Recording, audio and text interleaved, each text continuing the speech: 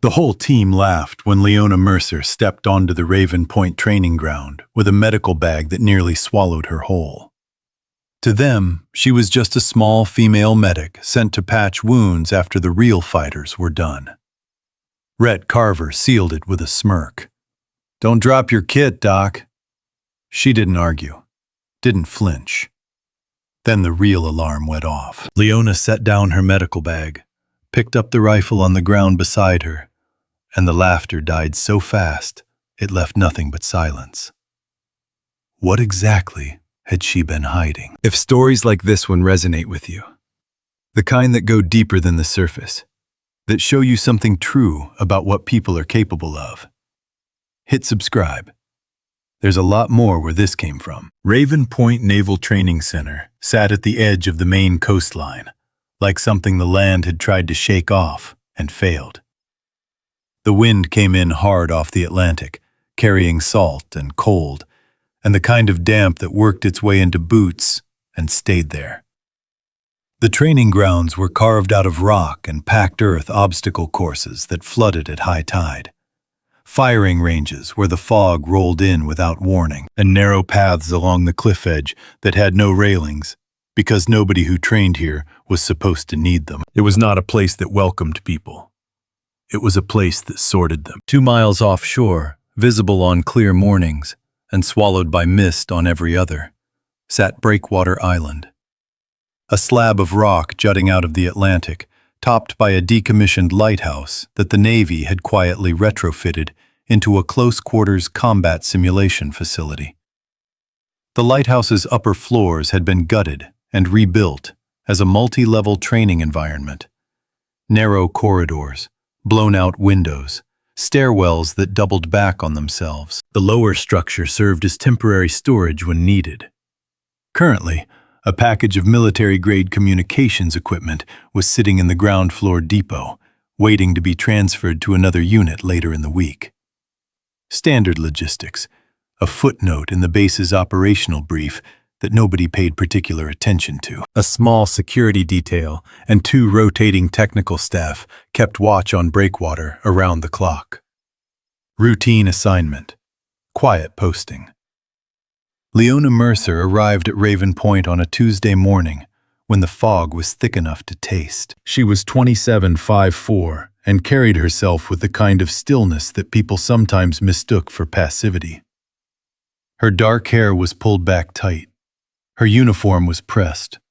Her medical bag, a full tactical kit loaded and organized to a system only she fully understood, rode her back like it had always been there. She didn't look around when she stepped onto the base. She looked at the ground, read the terrain, then looked up and read everything else. The Tidebreaker team was already assembled on the main training ground when she walked over. 6 operators, all male, all watching her approach with varying degrees of skepticism. They were a unit with a reputation, not for being the loudest, but for being the kind of team that finished what it started. 3 months ago, they had come back from an operation in difficult circumstances. Their medic, Sergeant Danny Hale, had taken shrapnel to the left side during the extraction and hadn't recovered well enough to continue active duty. He'd been medically separated from the unit 4 weeks later. Nobody on the team talked about Hale directly, but nobody had quite finished grieving him either. Rhett Carver stood at the front of the group, the way he always stood, slightly forward of everyone else. Shoulders relaxed, expression just comfortable enough to be dangerous. He was 34, 12 years in the kind of operator who had stopped needing to prove himself so long ago that the habit of proving himself to others had become something closer to sport. He looked at Leona the way someone looks at a forecast they've already decided not to believe. "Don't drop your kit, Doc," he said when she was close enough to hear. A few of the others smiled. Nobody stopped them. Leona looked at Rhett the way she might look at a piece of terrain she intended to navigate around. Then she set her bag down, checked the ground for level, and straightened up. "Where do you need me?" she said. Not to Rhett, to the man standing slightly apart from the group, arms crossed, watching everything without appearing to watch anything. Nolan Greer was 41, lean in the way that came from years of sustained effort rather than youth, with a face that had made peace with keeping its own counsel. He commanded Tidebreaker with the kind of authority that didn't announce itself. It simply was the way the tide was, the way the cold was. People followed Nolan not because he demanded it, but because in every situation they had encountered, his read had been the right one. Except once. He hadn't given the order that got Hale hurt. But he had looked at the extraction route and judged it acceptable, and that judgment had been wrong by approximately 40 seconds. 40 seconds in which Hale had been in the open and the enemy had not been as neutralized as Nolan had assessed. He hadn't said this to anyone. He didn't need to. It lived behind his eyes when he thought no one was reading him. Mason Vale, the youngest on the team at 24, stood at the edge of the group without joining the laughter. He watched Leona the way he watched most things, quietly, without committing to a verdict.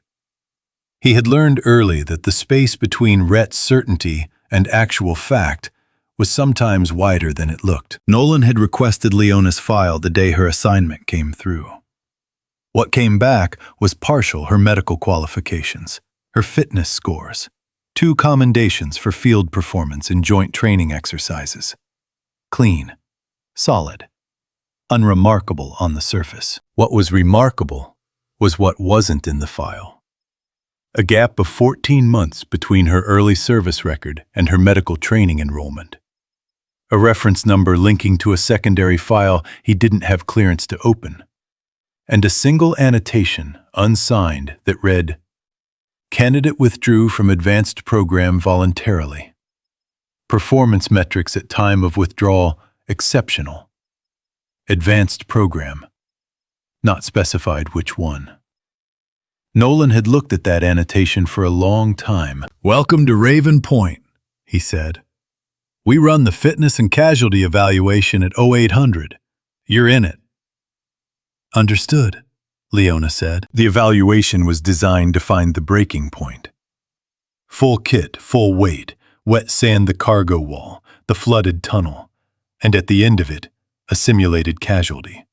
A training dummy rigged with pressure sensors that recorded exactly how much force was applied to the wound sites and in what sequence. The data didn't lie. Either you knew what you were doing, or you didn't. Leona finished the course without breaking form. Not the fastest, not performing for anyone, but every single pressure point on that dummy logged in the right sequence, at the right force, in the right order. When the airway assessment was complete, she'd already repositioned twice, angling her body toward the wall, keeping the open ground in her sightline. Nolan stood at the edge of the evaluation area and watched her do it. She hadn't been told to do that. It wasn't part of the casualty protocol. It was something else entirely, a reflex so embedded it had stopped being a conscious choice. That evening, he submitted a formal request to have the rest of her file unlocked. The request came back denied.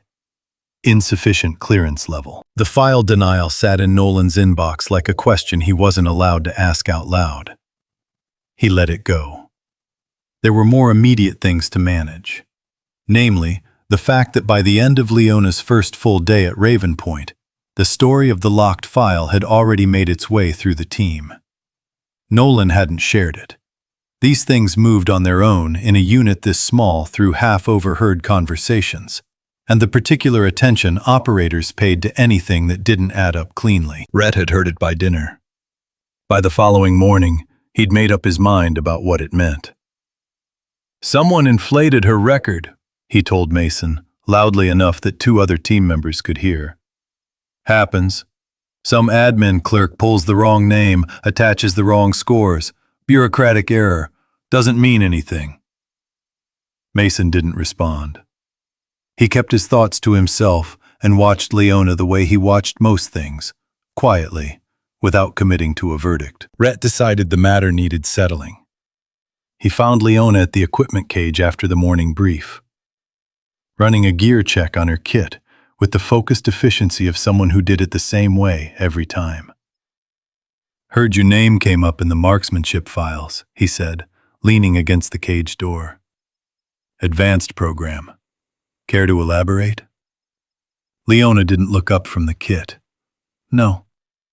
That a modesty thing, or a there's nothing to elaborate thing? She closed the first compartment, moved to the second. Neither. Rhett watched her for a moment, then, range is open at 1400. I'll be there. You're welcome to come show us what's in that file. Leona finished the second compartment, started on the third. I'm here to keep your team alive, she said, not to entertain you. She picked up the bag and walked past him without looking back. The team spent the afternoon on a live fire movement drill on the South Range. Leona observed from the medical station, cataloging everything, not the shooting, but the way each operator moved, how they favored certain sides, which one rolled his right shoulder before dropping to a knee, which one's breathing changed when he transitioned between positions. She was building a map, not of their tactics, of their bodies. At the end of the drill, Garrett Walsh went down hard on his left ankle. Not broken, but badly rolled. He was trying to stand on it when Leona was already there, 2 fingers on the joint, reading the damage before he'd finished deciding whether to downplay it. Sit, she said. It's fine, Walsh said. It's a grade 2 sprain and you're about to make it a grade 3. Sit. He sat. She had it taped and stabilized in 4 minutes. She told him exactly what to do for the next 48 hours and exactly what would happen to the joint if he didn't. She said it without drama, without the performance of concern, just information, precise and complete, delivered as fact. Walsh looked at the tape job when she was done. How'd you know it wasn't broken? The way you landed, the angle, and the fact that you tried to stand on it. Immediately, people with fractures don't usually do that. He nodded slowly. You been doing this long? Long enough, she said, and moved back to the station. Nolan had watched the whole thing from 30 feet away. He noted the speed, the accuracy, the absence of wasted motion. And one thing more. The moment just before she'd moved toward Walsh, her eyes had swept the range perimeter, not checking for hazards to the casualty, checking for threats. That evening, he went back to what he'd managed to read before the file denial. 2 lines he now read more carefully. Candidate demonstrated consistent performance above program benchmarks in all evaluated disciplines. Withdrawal from program initiated by candidate. Reason on file, personal. Personal. The word that meant the institution had decided not to ask further. Nolan decided to put Leona into a full field exercise on Breakwater Island in 3 days' time. The night before the exercise, a security report came through from the island's on-site detail, filed that afternoon and flagged as routine. Most of it was routine. Weather conditions, equipment status, personnel rotation. Nolan was halfway through it when a line near the bottom stopped him. East perimeter camera signal loss recorded 1347 hours yesterday. Cause assessed weather interference. Maintenance scheduled upon next rotation. He read it twice. Then he checked the weather log for yesterday afternoon. Wind at 11 knots, visibility at 4 miles, no precipitation. Not a storm. Not even close.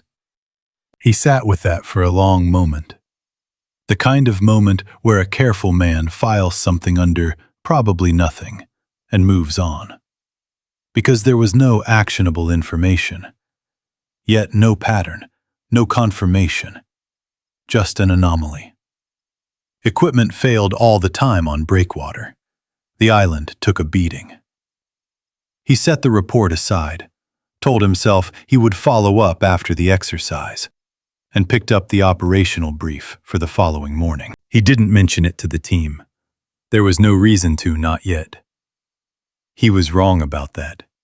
He would know it later, in the dark, on the second floor of that lighthouse.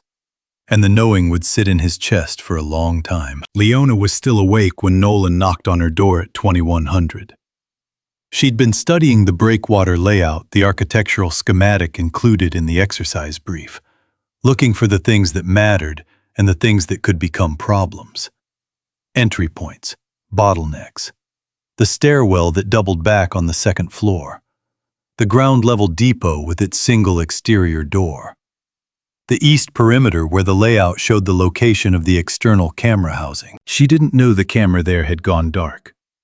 But she looked at that corner of the schematic for a long moment anyway, the way you look at something that hasn't told you its secret yet.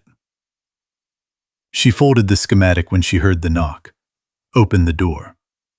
Nolan came in, pulled the chair from the desk, turned it around and sat with his forearms on the back of it. "I lost a good medic 3 months ago," he said.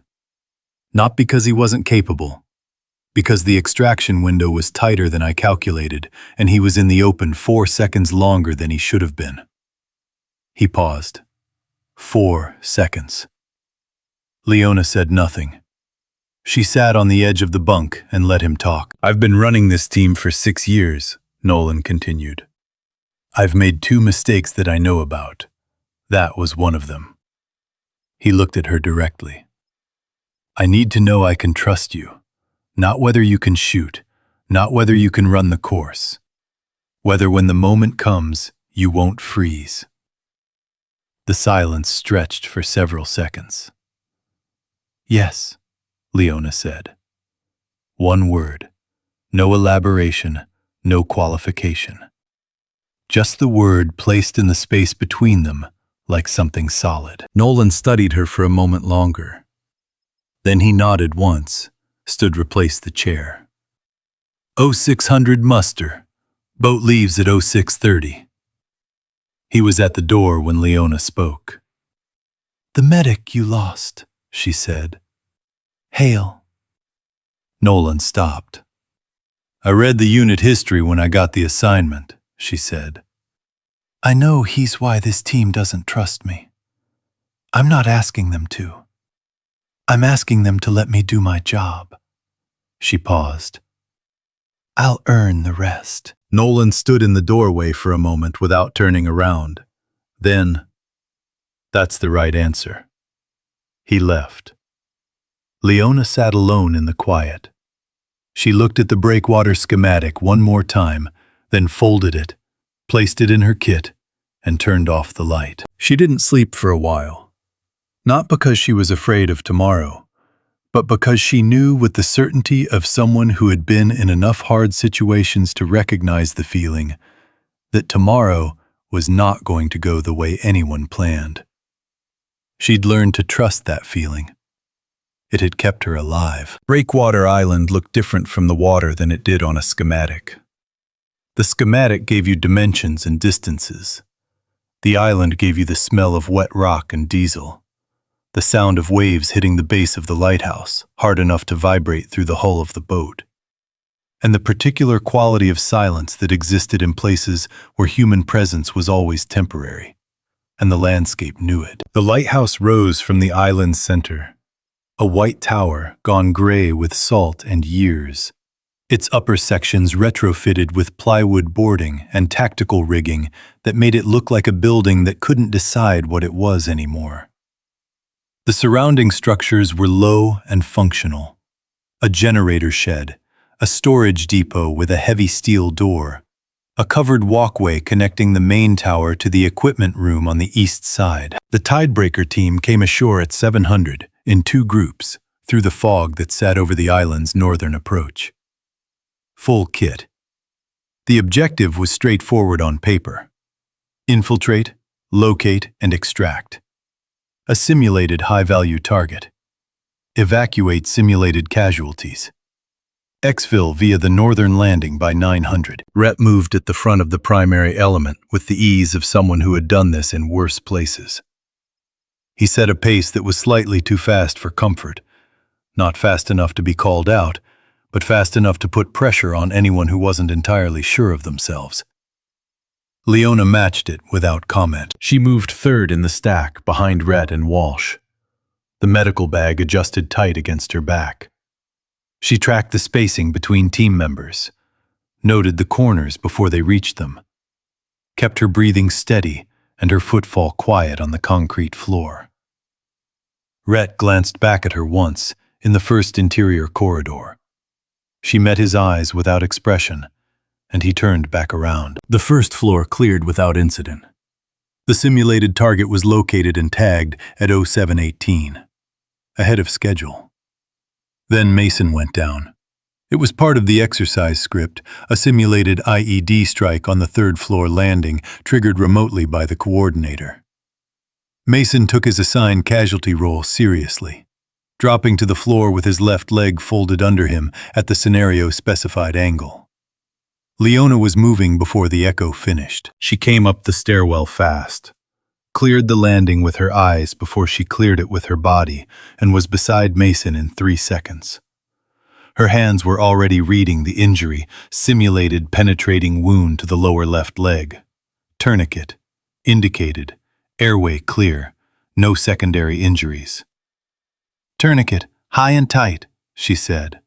Her hands were already doing it. "I need 30 seconds and 2 people on the door." Walsh and Cole Briggs took the doorways without being asked twice. Rhett watched from the stairwell. She had Mason packaged for movement in 41 seconds. But in those 41 seconds, she had also called out 2 positional adjustments to the team's coverage of the landing.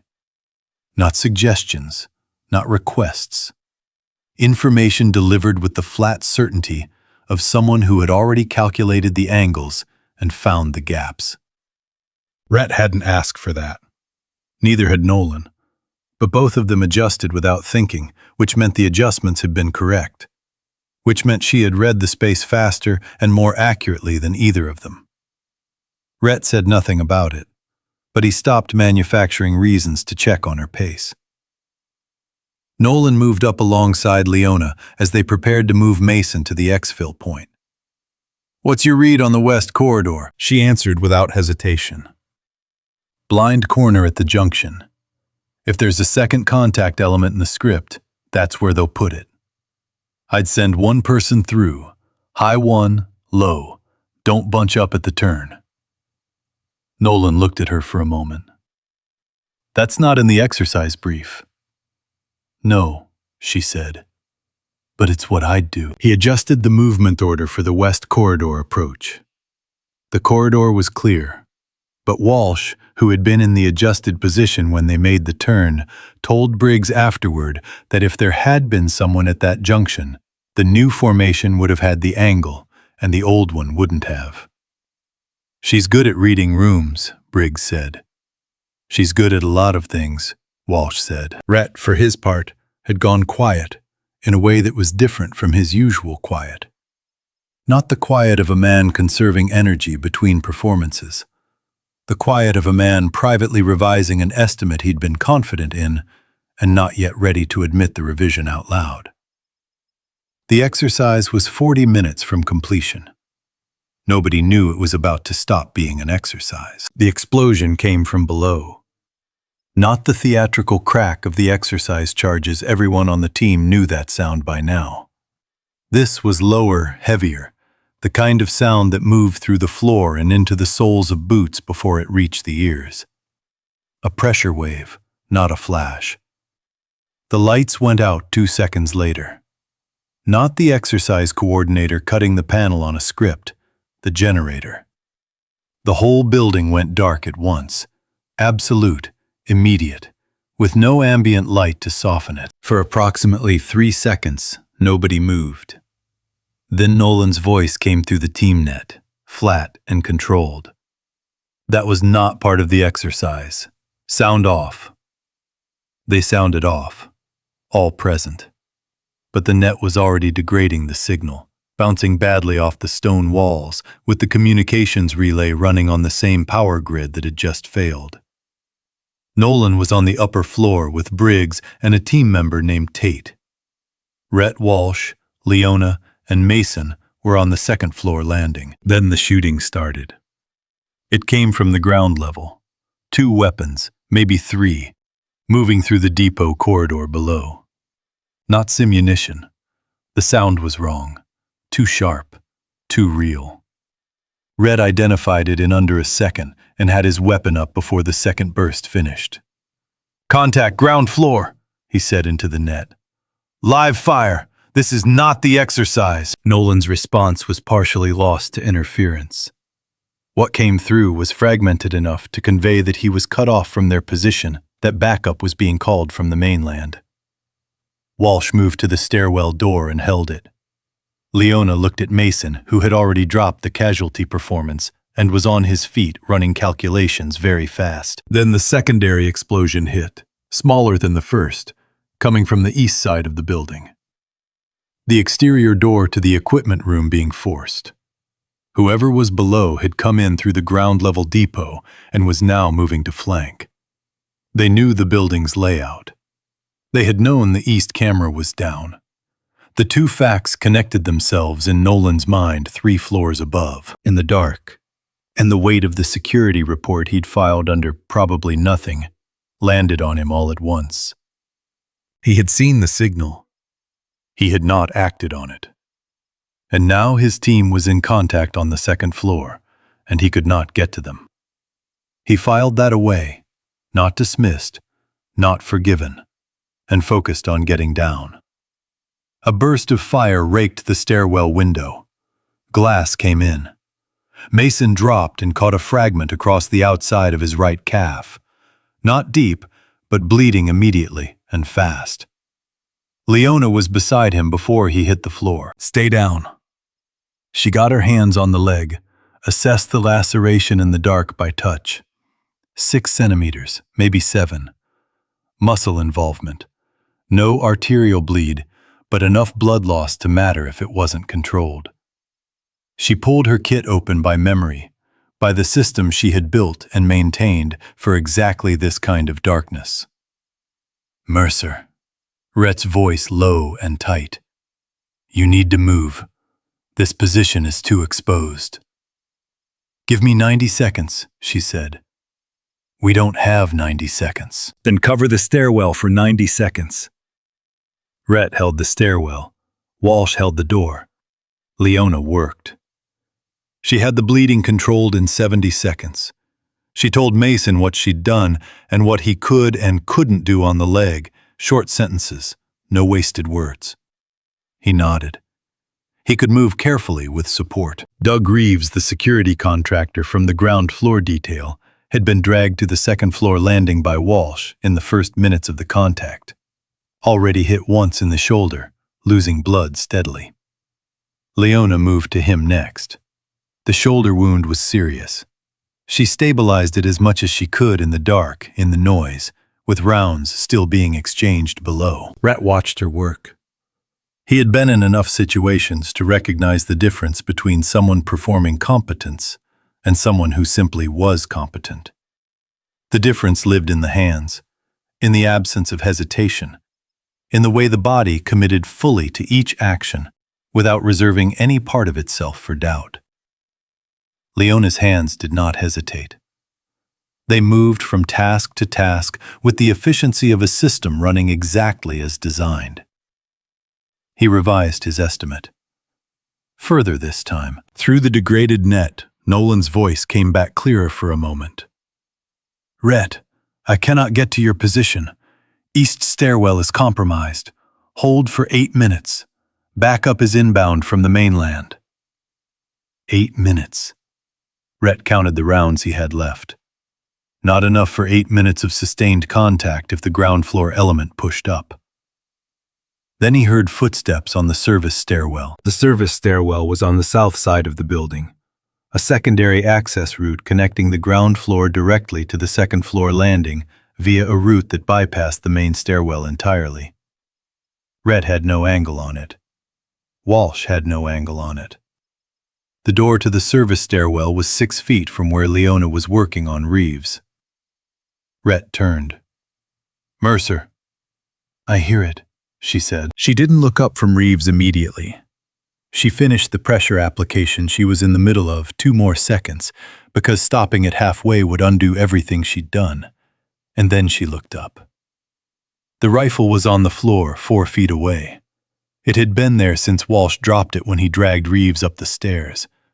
A standard issue M4 safety on 1 round chambered. Leona looked at it. Then she looked at Mason, at Reeves, at the service stairwell door where the footsteps had stopped, which was worse than if they'd kept moving, because it meant whoever was on the other side had stopped to listen. She had maybe 3 seconds. 3 seconds was enough. She had learned that a long time ago. Not in a classroom, not in a brief, but in the specific way that certain lessons get learned, which is by surviving the moment that teaches them. 3 seconds used correctly was not nothing.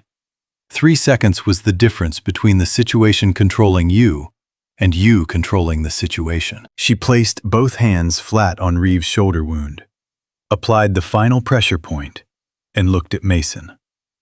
"Hold this. Both hands, same pressure. Don't move them."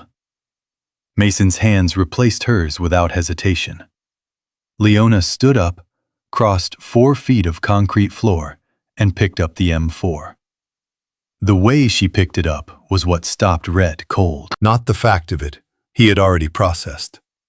That she was going for the weapon had already begun to recalculate everything he thought he knew about her. What stopped him was the motion itself. The way her left hand came to the foregrip, and her right indexed to the grip, and her finger stayed straight and off the trigger until the muzzle was oriented, and her eyes were already on the service stairwell door. The way her shoulders settled. The way her breathing, which had been controlled throughout everything that had happened in the last several minutes, simply stayed controlled. No different. No adjustment required. As if picking up a rifle in a dark room while blood was on her hands, and a man she'd just stabilized was being held together 6 feet away, was simply the next item on a list. It was the motion of someone who had done this 10,000 times. Rhett had been shooting for 12 years. He knew what 10,000 repetitions looked like in a human body. It looked like Leona Mercer standing in the dark with an M4 and her eyes on a door. He said nothing. He repositioned to cover the main stairwell and gave her the angle. The service stairwell door opened inward. Leona stood to the side of it, not in front of it, which was correct, which was what you did, which was something a medic with no combat background would not automatically know to do. When the door moved, slow, cautious, the push of someone trying not to make noise, she let it open most of the way. The figure that came through was moving fast and low, weapon coming up. Leona fired once. The sound in the enclosed space was enormous. Mason flinched but kept his hands on Reeves' shoulder. Rhett held the stairwell door without turning. The figure went down. Leona kept the M4 up for 2 seconds, cleared the doorway, checked the stairwell beyond it. Empty. She stepped back, safed the weapon, and set it down on the floor beside her. Not dropped, placed deliberately, in the same motion that a surgeon sets down an instrument when the procedure requiring it is complete. Then she turned back to Reeves. "Move your hands," she told Mason. He moved them. She checked the wound. The pressure had held. She made one adjustment to the dressing, spoke 4 words to Reeves. "You're okay. Stay still." And then looked up at Rhett. Rhett was staring at her, not the way he'd been looking at her for the past 3 days. Not with amusement or skepticism, or the performed indifference of a man who had already made up his mind. He was staring at her the way a person stares at something that has just made them understand they were wrong about something important. The expression had no performance in it at all. "Rhett?" Leona said. Her voice was level. "The stairwell." He turned back to the stairwell door. Nolan came down from the upper floor 6 minutes later, when the backup element from the mainland had secured the ground floor and the shooting had stopped. He came through the main stairwell with Briggs and Tate behind him, weapon up, until he cleared the landing and identified the team. He took in the scene the way commanding officers take in scenes quickly, completely, without reacting to any single element before he'd accounted for all of them. Reeves on the floor, stabilized. Mason seated against the wall, leg dressed and controlled. The figure in the service stairwell doorway. Leona standing in the center of the landing, with blood on her hands and her medical bag open at her feet. The M4 on the floor beside the bag. Nolan looked at the M4. He looked at Leona. He looked at the east side wall in the direction of the camera housing where it had all started, where a signal had gone dark 2 days ago, and he had filed it under probably nothing and moved on. He didn't say anything about that yet. He would. Just not here, not now. Casualties, he said. Reeves needs a surgical team, Leona said. Shoulder wound, significant blood loss, stabilized for transport. Mason is mobile, laceration to the right calf, controlled. He can walk to the boat with support. Anyone else? No. Nolan nodded. He looked at her for a moment. Not the evaluating look he'd been giving her for 3 days. Something different. Something with less calculation and more recognition. Then he turned to Briggs.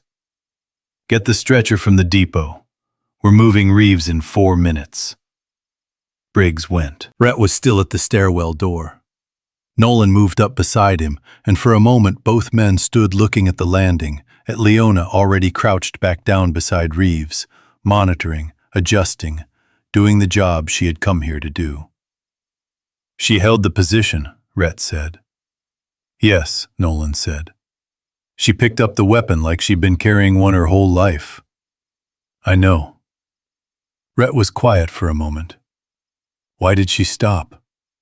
Nolan looked at him. She didn't stop. She finished. He paused. There's a difference. Rhett watched Leona work, talking quietly to Reeves, keeping him conscious, keeping him anchored, her voice low and steady in the dark room, with the fog coming in through the blown window. She had set the rifle down the moment it was no longer needed.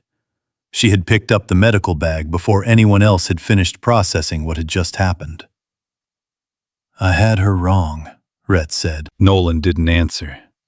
He didn't need to. The boats back to the mainland left breakwater at 10:34. Reeves was on a stretcher, I-5, running, conscious and stable. Mason sat at the stern with his leg elevated, looking out at the water with the expression of someone who had recently been very close to a bad outcome and was still quietly accounting for it. Walsh sat nearby, not talking much, his eyes moving between the water and the back of Leona's head at the bow. The rest of the team rowed in silence, the kind that follows real events rather than simulated ones. Heavier. More private. Leona sat apart from the group, near the bow facing forward. She had cleaned her hands on the boat. The blood was gone. But she kept looking at them anyway, not with distress, not with visible trembling, just looking, turning them over once, then back, the way you check a piece of work you've completed to see if it holds. It held. Reeves was alive. Mason was mobile. The team was intact. She should have felt something uncomplicated about that. She didn't. The images kept cutting through each other in a sequence that didn't respect chronology. Her hands pressing down on Reeves' shoulder, the weight of the M4 settling into her grip, the pressure point on Mason's leg, the service stairwell door opening inward, the way she'd placed the rifle back on the floor, deliberately, carefully, like something she needed to put down before she could think clearly again. 2 sets of hands, 1 body, 1 person. She had known when she left the advanced marksmanship program 6 years ago that the skills didn't go away. Skills like that didn't go away. They stayed in the muscle, in the reflex, in the part of the nervous system that operated below the level of conscious decision. She had made her peace with it, by making sure the skills stayed buried under enough other work that nobody would have reason to look for them. Tonight, they had looked for themselves. And now, the team knew. That was the part that sat heaviest. Not the shooting. She had no regret about the shooting. It had been necessary, and she would make the same choice in the same situation without hesitation. What sat heavy was what came after. The particular quality of that silence on the landing, when Rhett had stared at her with the M4 on the floor. She had spent 6 years building a specific identity, not a performance, a genuine one, rooted in a genuine choice. The medic, the person who kept people alive, the person defined by what she preserved rather than what she ended. That identity was not false. It was the truest thing she had about herself. But she knew how these things worked. She knew that one image, sharp enough, could overwrite everything that came before it. That the team would remember the moment she picked up the rifle, and that memory would sit at the front of everything else, casting a shadow backward over the tourniquet and the pressure point and the IV line and every other thing her hands had done that night. She was afraid of becoming, in their minds, a weapon that also happened to carry a medical bag. That was what she had run from. That was what she was still running from, even now, even here. Rhett found her in the field medical room at 1800. The base had run an initial incident debrief in the afternoon, a short operational review with base command separate from the full team debrief. Nolan would run the following morning. By the time Rhett knocked on the open door of the medical room, the paperwork was filed, and the team had been stood down for the night. He knocked, which he had never done before. He stood in the doorway for a moment, visibly working out how to begin. "Can I come in?" he said. She gestured toward the chair. He sat down, forearms on his knees, and was quiet for a moment. Then, "I owe you an apology." "You don't need to." "I do." He said it without drama, without the performance of humility that some men put on when apologizing in order to feel better about themselves. "I decided what you were before you opened your mouth. I did it because you're smaller than us, and you carry a medical bag, and you're a woman. And I told myself it was about operational readiness, but it wasn't. It was just bias with a tactical explanation attached to it." He paused. "That was wrong." Leona looked at him for a moment. "I appreciate that." "But," Rhett said. He heard it in her tone. "But the team stopped laughing when I picked up the rifle," she said. "Not before.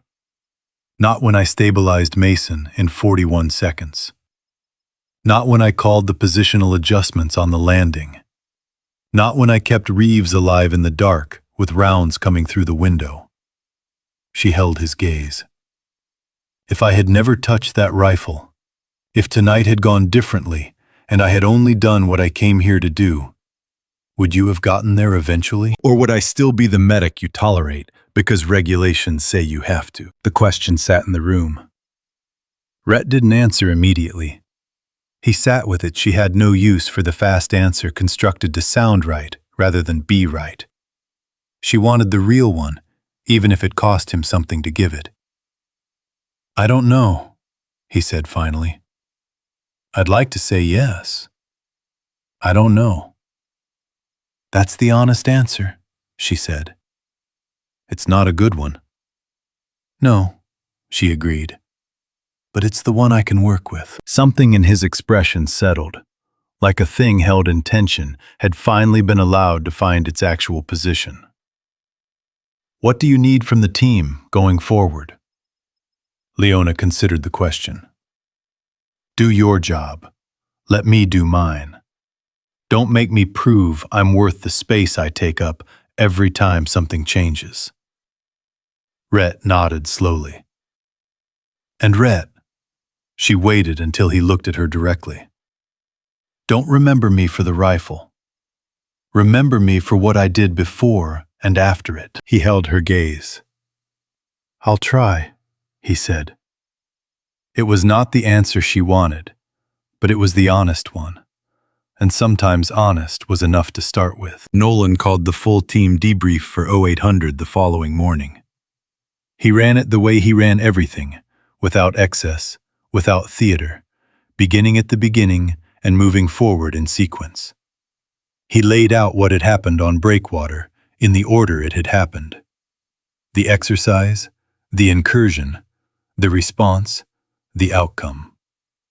When he reached his own role, he didn't skip it. 2 days ago, I received a security report from the island detail, he said. It flagged a camera outage on the east perimeter. The cause was logged as weather interference.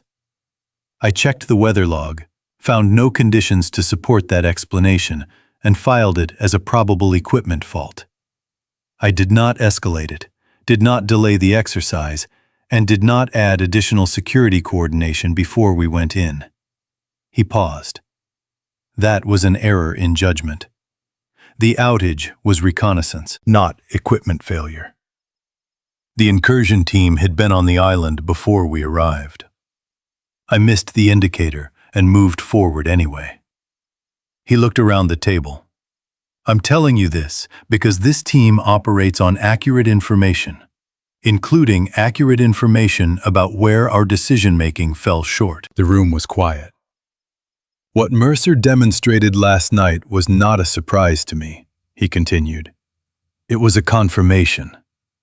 A combat medic with tactical awareness, situational judgment, and the capability to act across the full spectrum of what a situation demands, that is not a liability. That is exactly what this team needs, and exactly what we have. He paused. What I want us to examine is the question of why it took last night for some of us to see it. Tate started to speak. He began with the words the shot she made, and Rhett cut across him before he finished. She had Mason stabilized before she touched the rifle, Rhett said, flat and direct without self-consciousness. He was simply correcting the record. And she had Reeves stabilized before the backup team reached the second floor. If we're going to talk about last night, we start there. The room absorbed that. Mason, seated at the far end of the table, with his legs straight in front of him, said nothing. He looked at Leona once, briefly, the look of someone who knew what they owed and had not yet found words adequate to it, and had decided the look would have to serve until the words arrived. Walsh, who had been quiet through most of the debrief, spoke near the end. She called the West Corridor adjustment during the exercise, and she was right, he said. Before any of this happened. That's worth saying. Nolan concluded Leona Mercer was a full operational member of Tidebreaker, integrated into the assault element, her medical role primary, and her tactical capability a secondary resource to be drawn on when the situation required it, not the other way around. The team would operate accordingly. Nobody objected. After the debrief, Nolan found Leona in the equipment room running her post-incident kit inventory. He came in, closed the door, and sat on the bench along the wall. You did well, he said. I did my job, she said, without looking up from the inventory. Those aren't always the same thing. He watched her work for a moment. I read what I could of your file when you arrived. The annotation about the advanced program, the gap in the record. He paused. I don't need to know what's in the sealed section, but I think I understand why you left. Leona's hands slowed slightly, then continued. In the field, Nolan said, when you were going through the marksmanship program, you saw someone die because the medical response wasn't fast enough. It was not quite a question. Yes, she said. And you decided that was the gap worth closing? Yes. Nolan nodded. He was quiet for a moment. Hale would have made the same choice, he said, if he'd had it to make.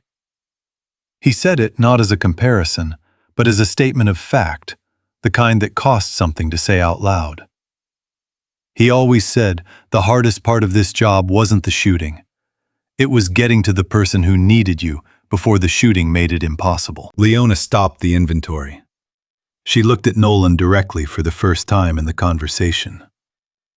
"He was right," she said. Nolan held her gaze for a moment. Then he stood, moved to the door.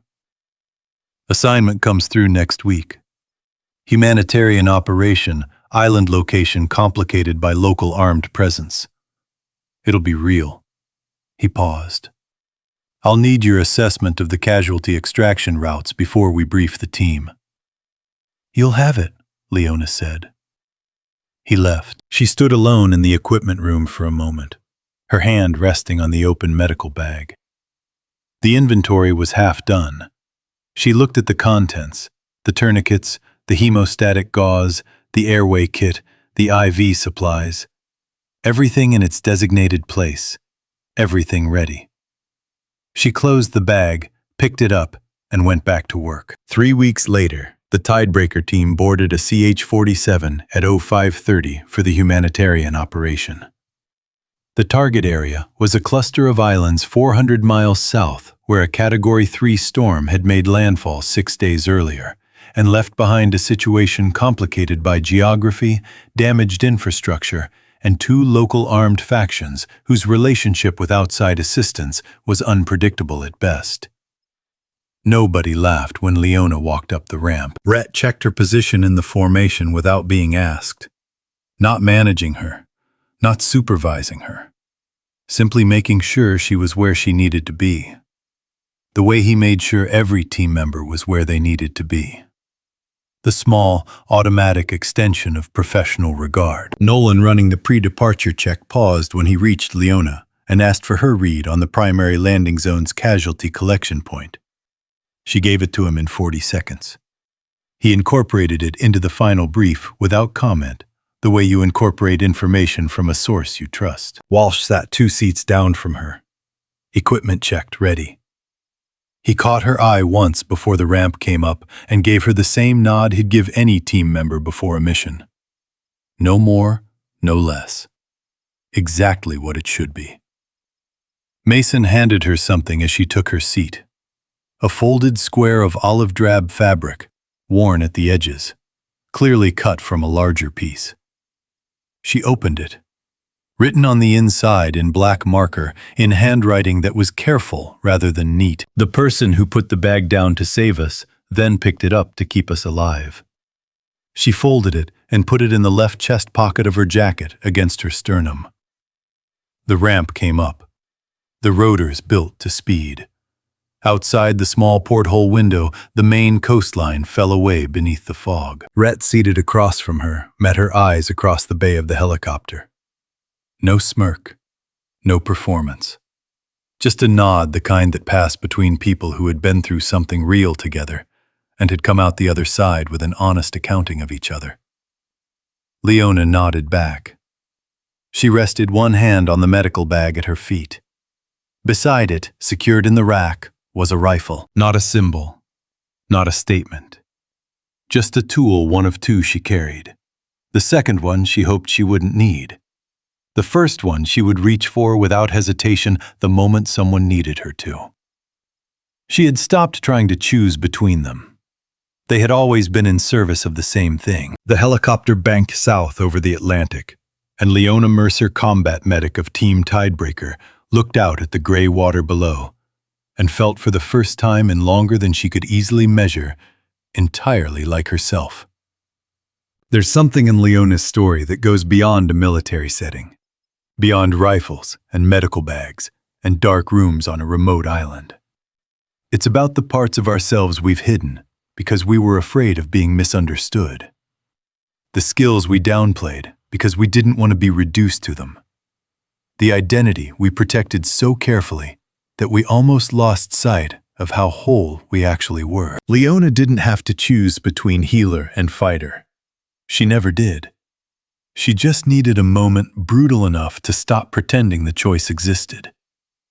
Most of us won't face a dark stairwell with an M4, but most of us know what it feels like to be looked at and seen as less than we are, and to quietly carry the weight of everything we haven't shown yet. The real lesson isn't about strength.